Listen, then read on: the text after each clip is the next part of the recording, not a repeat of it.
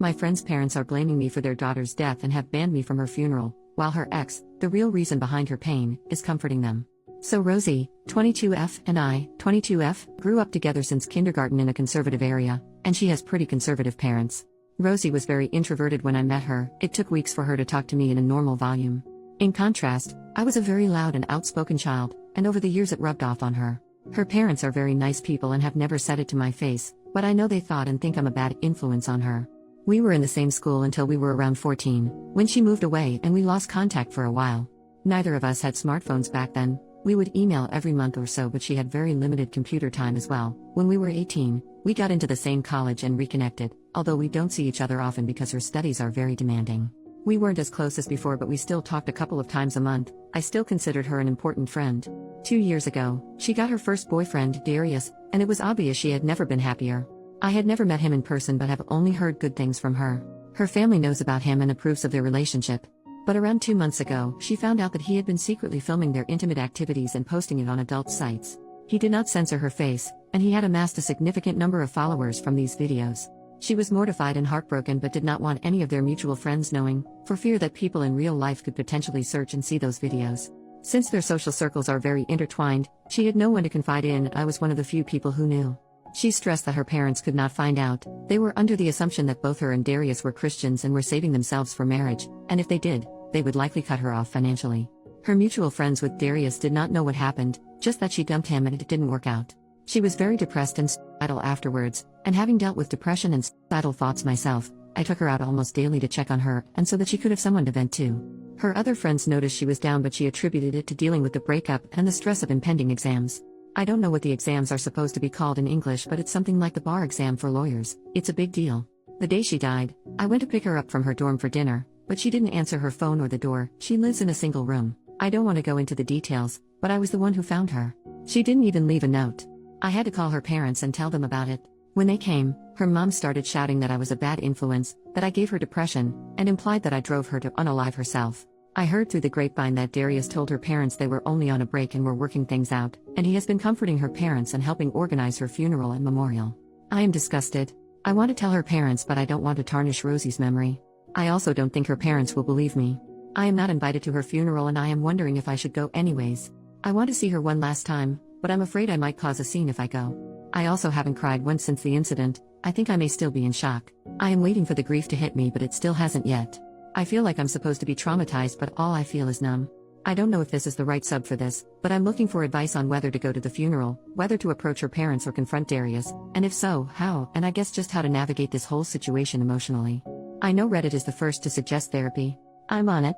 I can't afford individual therapy, but I'm on a wait list through my university's mental health program. I don't have an exact timeline for when I expect to be seen yet. Edit. I tried replying to all the comments but got a bit overwhelmed. Thank you all for the advice and hugs. I want to clarify a few things and share what I've decided so far, thanks to all your help. Rosie deleted all the videos she could find when she found out, and we talked mostly in person. I have some texts from her saying how betrayed she felt and how exhausting it was keeping up appearances and pretending to be fine, but nothing concrete. I have decided not to go to the funeral.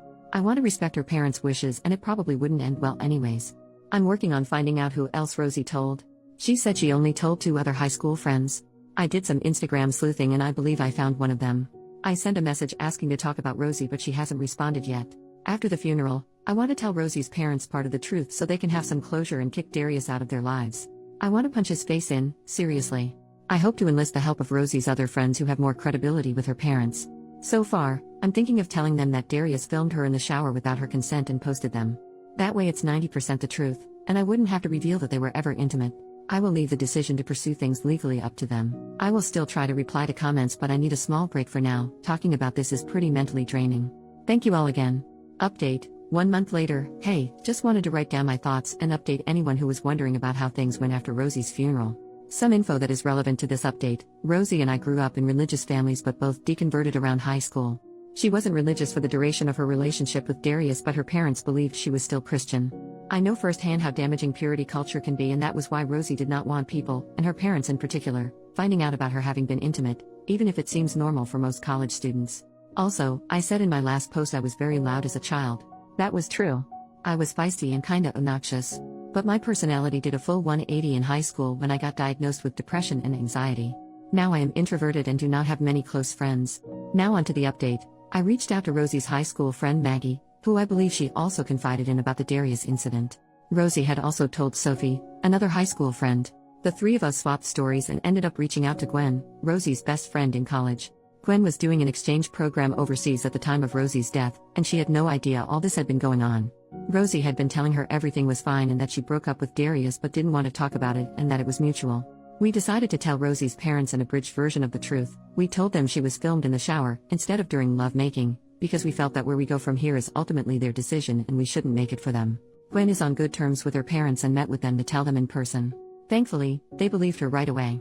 With Rosie's parents' blessing, Gwen blew up all of their group chats telling people what Darius had done. She also spread the abridged version. Within a couple hours, Darius's ex Nora, 21F, from about 3 years ago reached out to Gwen to say that she had also been filmed without consent and was too scared to say anything before. Nora made an official statement with our school and the school is investigating Darius. Nora and Rosie's parents have also went to the police. Nora had more solid evidence against Darius, so hopefully they will convict him.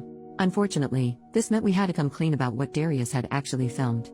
Rosie's parents weren't as mad as I feared and didn't hold our abridging the truth against us. There's no verdict as of now.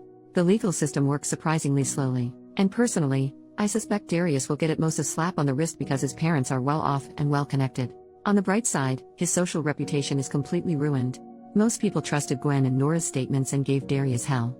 He took a leave of absence from the school and he will likely have to go to college overseas if he ever wants to graduate, because everyone in their major knows about it now. Some alumni from their field even caught wind and got involved. It's really very chaotic.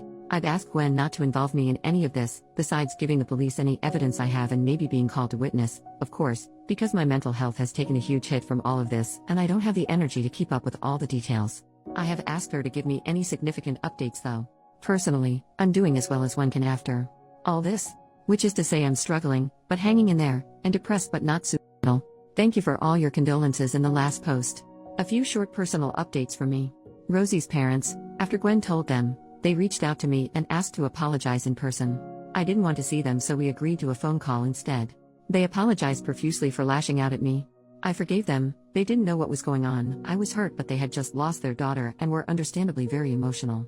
I probably won't have much to do with her parents going forward. I didn't see them very much before, but I am glad to have resolved this misunderstanding.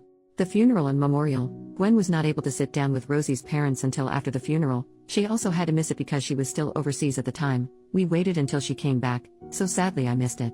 Rosie was cremated, and her parents gave us, Gwen, some of the ashes. Gwen took Maggie, Sophie, and I to her and Rosie's favorite spot on campus, and we set up a picnic there. We spread some of her ashes there, had a moment of silence, and started swapping stories about Rosie and her life. I had my first real cry after Rosie left, maybe 3 weeks after her death.